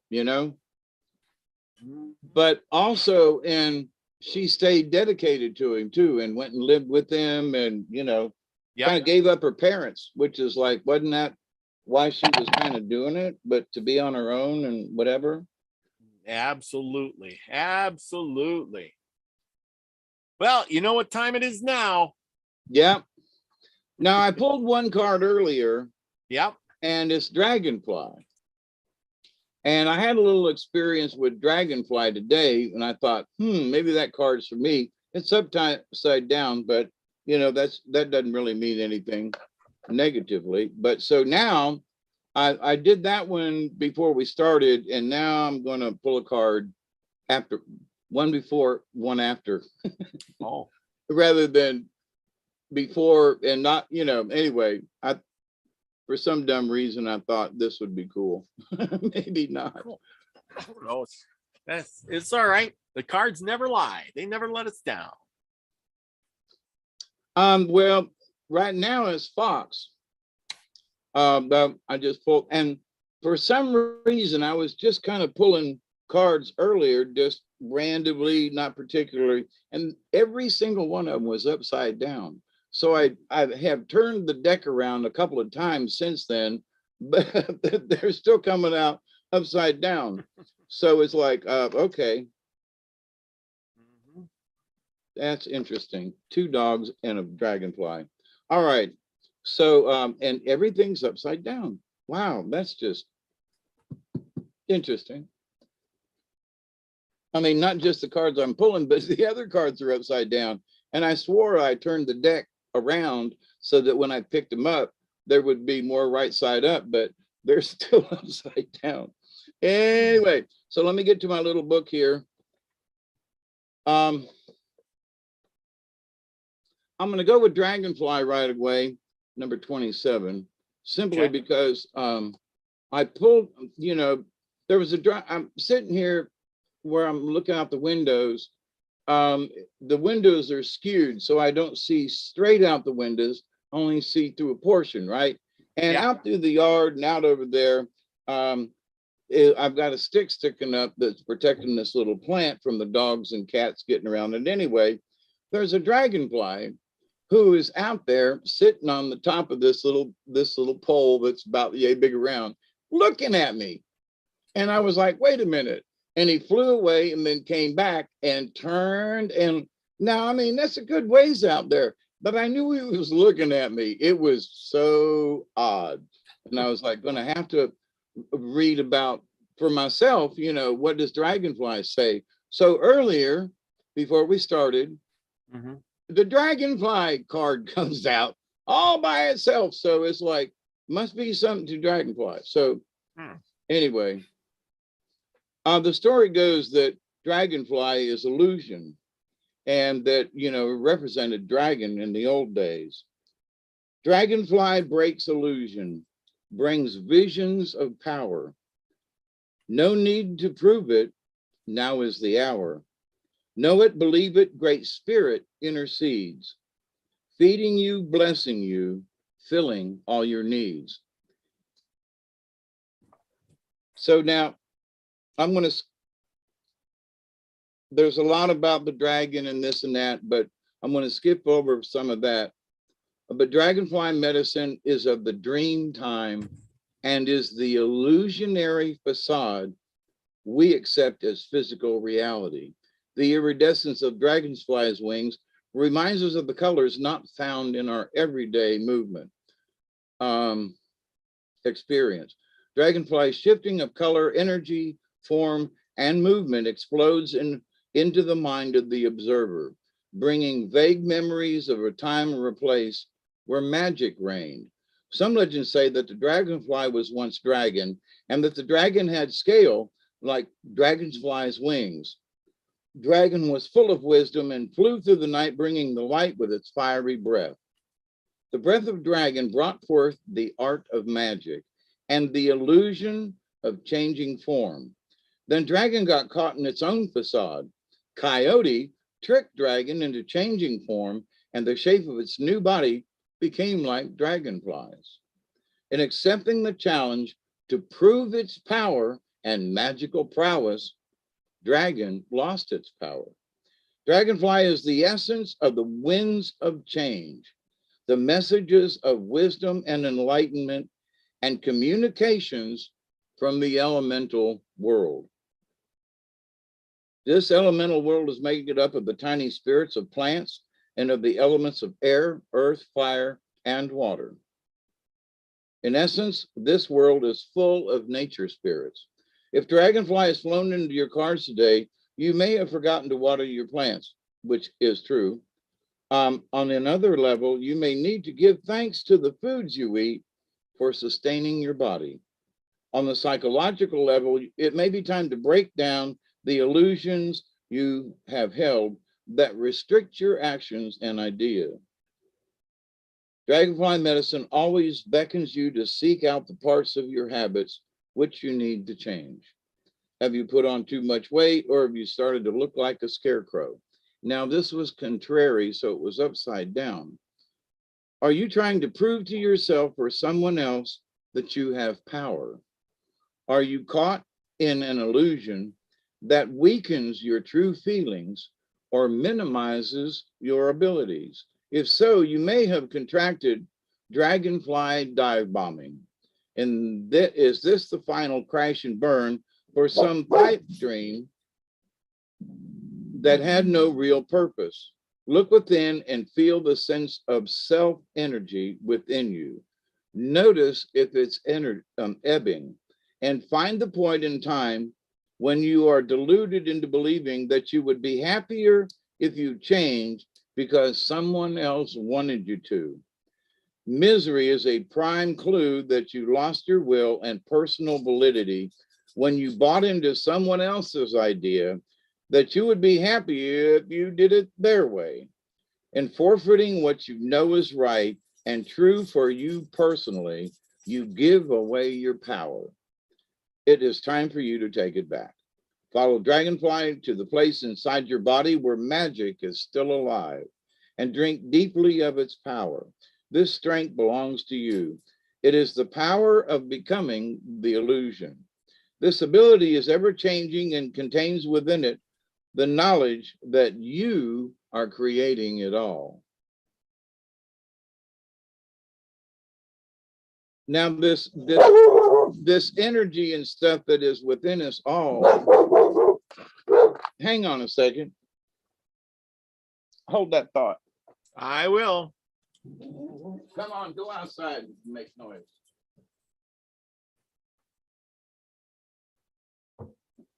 And then everybody's. Oh, hey, SB, how you doing?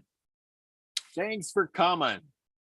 Oh, yeah, I hope you're all enjoying this. Dragonfly is very interesting. They're so cool, too. Yeah, and the one that was sitting out there on the little pole today, I was watching the yard and the birds and stuff, you know, sitting here, and I mean, I just knew it was looking at me. It was sitting there and then flew backwards away, and I was like, well, that was cool. And then before I could like blink or turn away, it came back to the same spot and turned, and I was like, that was just weird. But anyway, so the dragonfly thing, each one of us has courage. Each one of us has a certain amount of wisdom if we use it.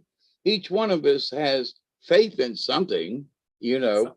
But when dragonfly quits glittering and you lose control of those core values, and right now so many people are scared on so many levels.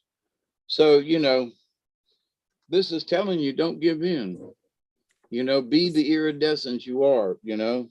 This is true.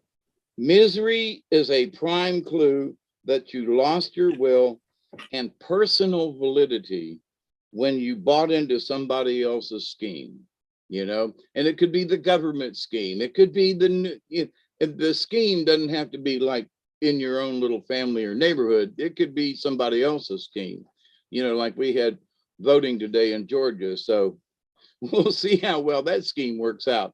So, but anyway, take your power back. And that power is your courage. You know, don't lose your courage. The next one is Fox. Now, he's a wily little sucker. Here's something else interesting. There's two dogs. And Fox is number 25. Dragonfly was number 27. And Fox was 15. So they're kind of grouped in the book, which is interesting. Usually they're on. So I got something to share. So anyway, I had, you know, you're always doing the animal cards, and I went to the store, and they had these cool greeting cards. They're just cards. There's nothing in them, but they're cards nonetheless. And you know, that was cool. And there was Fox. There's Rabbit. There was here's Rabbit. There was Bear. You know, there was a bunch of them. I got Goat. There was a goat. Just cool cards. Sheep. But anyway, yeah, I sent a bunch out to people, but I thought yeah, there was the bear, sheep, rabbit, chicken, goat, and fox. And those are Chinese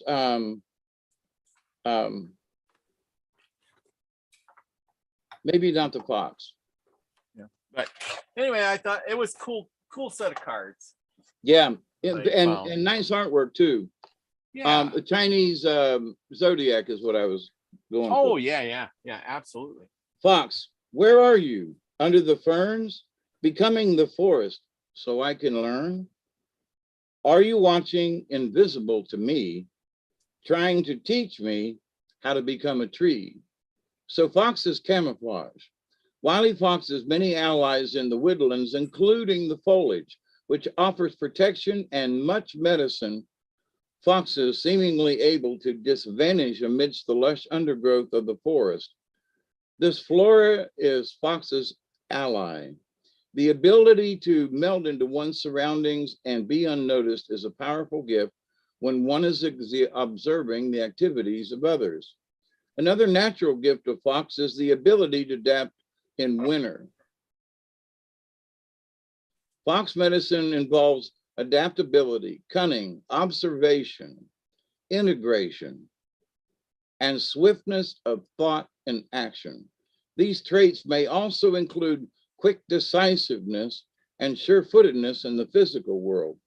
Fox's ability to be unseen allows it to be the protector of the family unit. If danger arises, Fox is Johnny on the spot. Nianha Way, great spirit in the Choctaw tongue, and I just massacred that. Honors Fox with the duty of keeping the family together and safe. This is accomplished through Fox's ability to observe undetected. Without making others seem self-conscious, Fox is always concerned with the safety of family members and is an excellent talisman for those traveling far afield. If Fox has chosen to share its medicine with you, it is a sign that you are to become like the wind, which is unseen, yet is able to weave into and through any location or situation. You would be wise to observe the acts of others rather than their words at this time.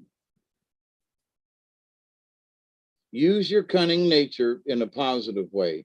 Keep silent about who and what and why you are observing. In learning the art of camouflage, you need to test your abilities to pull this off. Now, the contrary. Watch out for wily fox. If this card has appeared upside down or reversed, someone may be watching you and trying to figure out your next move. If you look deeper, however, it may be that you are watching yourself to prove to yourself that you exist. They want me to read this again. If you look deeper, however, it may be that you are watching yourself to prove to yourself that you exist. If you have become a wallflower to the point of disappearing, you may need to decide that you are worth noticing. And sometimes people have that feeling that nobody sees them, when actually there are a lot of folks that can see them or notice that they're there. So sometimes it's a self-imposed, well, nobody loves me, everybody hates me, I'm going to go eat some worms. Contrary fox is as foolish as it is cunning, and you may have fooled yourself into believing that your low self-esteem is due to your being born plain or having an ordinary life, or there's some excuse. And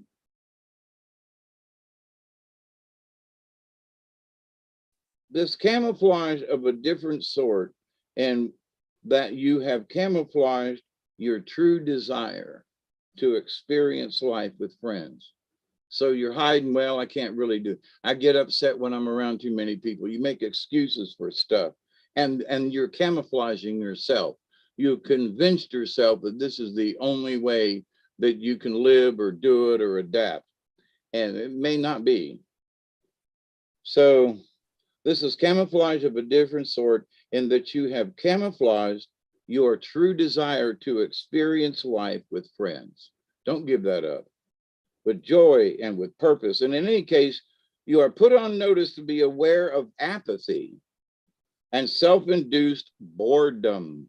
You may have to dig deeply to find what excites you enough to scurry across the wasteland of your dulled senses and live. Contrary fox may also be telling you that you have become too visible. In climbing to a place of recognition, sometimes the envy or jealousness of others is thrown in your face. If you are feeling attacked, withdraw.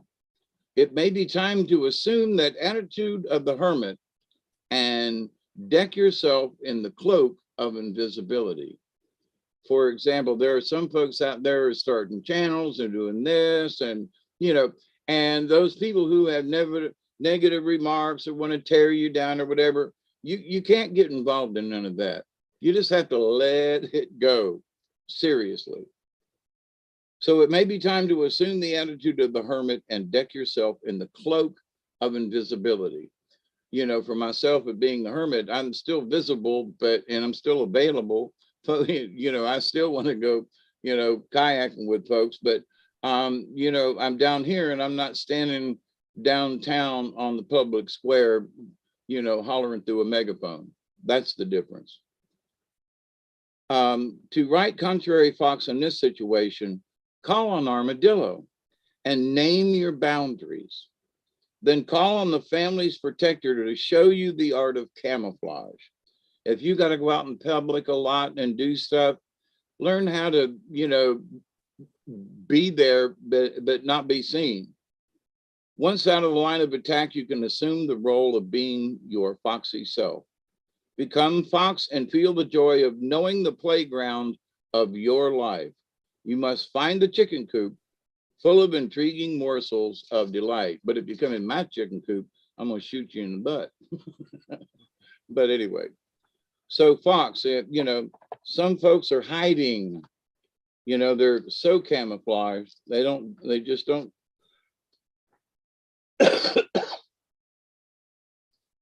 If you're hiding all the time, you can't participate, you know, with hardly anything because you're hiding. So wolf is number 15 and it's teacher. So we've got dragonfly telling us to, you know, don't give up our internal powers that we're born with. There's fox telling us, you know, to not be camouflaged, to keep an eye on stuff around us. And now wolf is the teacher. So wolf, teacher, pathfinder, moon dog of my soul, howling, singing, teaching me how to know. Wolf is the pathfinder, the forerunner of new ideas who returns to the clan to teach and share medicine. Wolf takes one mate for life and is loyal like dog. If you were to keep company with wolves, you would find an enormous sense of family values within the pack, as well as a strong individualistic urge. These qualities make wolf very much like the human race. As humans, we also have an ability to be a part of society and yet still embody our individual dreams and ideas. In the great star nation, wolf is represented by the dog star Sirius, which legend tells us was the original home of our teachers in ancient times. Now, here's something else that brings this up to me with wolf, in that the wolf nation, the dog star Sirius, can we talk aliens here for just a moment? Only in the fact that the CIA just ruled out this thing about, you know, aliens and ETs. There are, you know, photographs and pictures everywhere, videos, you know. So I'm just saying that because this card is pulled, I think there's something to that as well. People need to remember that there are folks on this planet who know they come from the stars. You know, I'm just saying. Oh yeah, and well, it was foretold that their ancestors would come back. So here's the wolf teacher from the dog star nation. And right now, the Scorpio, of where Sirius is located, is in the southern sky right now. Sirius was thought to be the home of the gods by the ancient Egyptians and is still considered so by the Dogon tribe in Africa. It stands to reason that Native American people would formulate this same connection and adopt wolf people as the clan of teachers. The senses of wolf are very keen, and the moon is its power ally. The moon is a symbol for psychic energy or the unconsciousness that holds the secret of knowledge and wisdom. And I just did a video recently about the conscious unconsciousness too, but baying at the moon may be an indication of wolf's desire to connect with new ideas, which are just below the surface of the consciousness.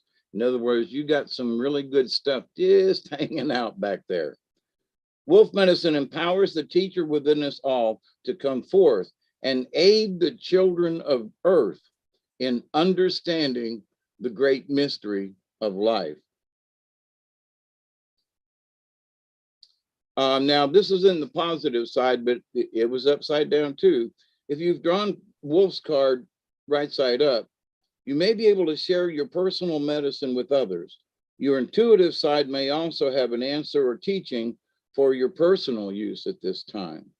As you feel Wolf coming alive within you, you may wish to share your knowledge by writing or lecturing or talking with folks on the topic. Contrary, if Wolf is reversed, you're being asked to expand your limited view of the present situation. Now, our present situation, we're going to run out of wheat in a couple of weeks with all this stuff. So asked to expand your limited view of the present situation. Doing this may entail a great deal of courage and a willingness to look at new ideas. In other words, we have to adapt. It could also require that you delete some old ideas to make room for the expansiveness that always comes when you are willing to learn. So if you want to learn something new, you got to dump some of the old stuff, and you got to get rid of them old files. The gift of wisdom comes to you when you have walked enough pathways and found enough dead ends to truly know the forest. In the discovery and rediscovery of every inch of ground comes the knowledge that nothing ever remains the same. Nothing, okay? Get used to it. Contrary Wolf may also be telling you that stagnation, there's stagnation again. It was in the other card, right? In Fox. That stagnation or fear of asserting your viewpoint has bogged down the flow of change in your life. Wolf reversed is always urging you to seek the teachers or pathfinders that will show you the way to new life experiences. Remember, the teacher or pathfinder may be the small, still voice within you, as well as a person, a leaf, a cloud, a stone, a tree, a book, or more, or maybe even Great Spirit. To live is to grow, and growing comes through accepting all life forms as teachers. I don't know what that little dragonfly meant outside today, but I got a big grin out of it. To live is to grow, and growing comes through accepting all life forms as your teachers. Become Wolf and take up the sense of adventure. You may just stop howling and learn how to become the moon.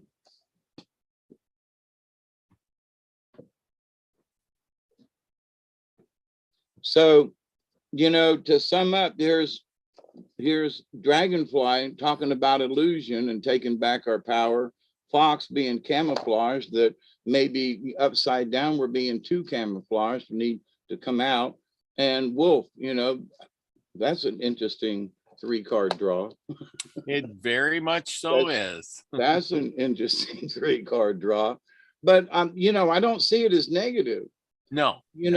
I continue when cards come up like this. To me, it shows that there's hope. Like, hey, you in a little bit of slump? Call back that power to you. Call back that dragonfly and take back that energy. There's never anything wrong with that. But with so many things that are going on, one of the things I said the other night in my last video was that there's gloom and doom and everything. We're all going to die tomorrow. And, I remember down here in the South, when I first got here, nobody knew what light bread was. Mm-hmm. The folks that my in-laws, it was all cornbread. It was white cornbread. It was pan cornbread. It was cooked in the oven cornbread. It was cornbread. There wasn't no bread on the table. There wasn't no wheat sandwiches or nothing like that. There was biscuits maybe with white flour, but the thing is, it was mostly cornmeal. And in the old days down here in the South, people didn't get wheat down here, but there was a lot of corn. There's still a lot of old mills and stuff around here where they still hand grind the old, the grist mills and stuff. So, for us folks down here in the South, not having any wheat ain't a big deal because we eat cornbread anyway. I mean, so for folks who are freaking out about wheat and stuff like that, there's always an alternative. There's always something else. If you've never eaten, some good cornbread, then maybe you should stop worrying about the wheat situation and grind you some, some cornmeal. Get you some stone ground cornmeal and learn how to make cornbread. Well, and I agree with that, but the big thing is like, it's not so much the bread, but it's everything else that's made with the wheat too, like noodles, you want noodles in your spaghetti or, tortillas, how many people eat tortillas now, or, cookies, cakes, lots of stuff. Anything that takes flour is going to have, wheat in it or whatever, but there's a lot of things that you just take for granted. It's like corn. If corn was scarce, the soda you drink has got corn syrup in it. Right. That ain't sugar, it's corn syrup. And what would we do without all that corn, or what would we do with all that wheat? They've really run us into the muck, I tell you, because we're literally, our society lives on three main staples: soybeans, wheat, and corn. And without one or two of them, we're really in a bind, because they make everything out of those three things. And I agree. All right. But there are other things that, so you don't get pastries all the time. So maybe, the wheat. Now we've got Flowers Bakery in Thomasville, just right down the road. 1 o'clock in the morning, the bakery smell comes in. Man, you just feel like you're in grandma's house. It's boy. But here's the thing: is that these folks ain't stupid, because if they don't sell all the bread and they get some back, they're taking count of this stuff. And so, yes, it goes to a thrift store, but then if it isn't sold, then, so they're keeping an eye on this stuff, because at the end, they got to throw it away. Okay. So they don't want that. So, and I know some of these Flowers folks, because their home offices are here in Thomasville. But the basic thing is they've got their own storage of flour. They've got their own reserve of flour. And the thing is that they would rather, if they put out 15 loaves of bread, but 3 of them comes back, next time they might only put 12 on the shelf. Well, yeah. And that's so the thing. Still sell a product. Yeah. And if they run out, well, it's better than taking a product back in that you're going to end up throwing away. So they're going to be a lot more careful, because I've been in meetings with folks like that. They're going to be a lot more careful in how much product they send out to make sure they have enough in the long run. Yeah. Oh, yeah. I totally agree. So, but anyway, I totally agree. I think things are going to get a little tight that way. But I think most people, if you haven't got any flour, go get some so you can make some things. You got to learn how to cook yourself. And I know most of the people here can, but have some flour on hand, because when the world runs out of flour, you can always make Indian fry bread. And I do have a recipe for that. And let me shrink this Indian fry bread right here. Okay, and I'm going to share this with you, and this will be it for me. And then we got to go, because gotta go. I got to work tomorrow. And there you go. It's in a mixing bowl, sift together Indian fry bread. The Chippewa, I'll call it lug. 2 1/4 cups flour, 2 teaspoons of sugar, and baking soda, 2 teaspoons of salt. I suppose you can cut back a little bit on the salt. Stir in a 1/4 of butter melted in a cup of milk. Knead in mixture 10 minutes. Shape into a ball, put it in a greased bowl, let it stand at room temperature for 30 minutes. Pinch off a piece of the dough, size of a golf ball, put it in the circles like a small pizza, kind of stretching them. Fry in fat or cooking oil at 350 degrees until golden brown. Yeah, it doesn't take long. Turn them over, flip them. enjoy, as many did when you were a kid. I made them when I was a kid. I put jam on them. Oh, I love that stuff.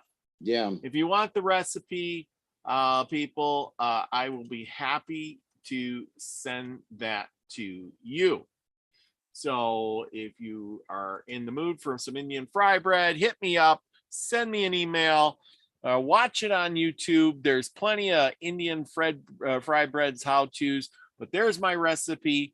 And if you want it, I'll definitely send it out to you. So there you go. The cards are telling y'all, have courage, don't give up, look through the illusion, like, for example, oh, the wheats, we're all going to die. When during World War II, the United States had rationing stamps. You couldn't buy anything or get anything unless you had those ration stamps. And we think we got it bad now. Back in World War II, people are dying, the whole situation. But the fact that you couldn't buy anything unless you had them stamps, period. Mm-hmm. That you could have money all you wanted, but if you didn't have stamps, because the stamps were the quotas for people to buy, so everybody had some. And we're not at that stage right now. No. So people think, it's really bad. My grandparents lived through that. My aunt, she's 86, that when she was 12 years old, that was her life. You couldn't buy nothing from the store unless you had stamps, Right. We don't know how good we really got it. Right. Even as bad as it may seem, we still don't know how bad it was for my grandparents, their great grandparents. But anyway, so, as low and as bad and as hard as it was for Americans during World War II here with rationing stamps, are people going to be as together on this now? Are people just going to be the crazy folks that run into Walmarts on Black Friday and trample each other? Or are we going to be civil about this? Mm-hmm. So I know I went to the Walmart the other day and they were putting up some kind of weird barricades in the front. Yeah, it's kind of weird. So just telling you, people, they know what's coming. It was kind of like a big gate, and there was bars all over it. And the gate was open right now, and you just kind of walk through. But something's funny. The Walmart right where the Walmart greeter stands. It's like, why are they doing that? Something's coming, people. And they know it. They know it. So, yeah, but so have courage, learn to adapt, The cards are all showing, just don't give up. Yep. Thanks everybody for coming and sticking with us for a long show, but we had a lot of fun, didn't we? A lot of fun. And with that, remember everybody, be the frequency you want to receive. I love you all. Till next time. Peace, everybody. Cheers. And there we go.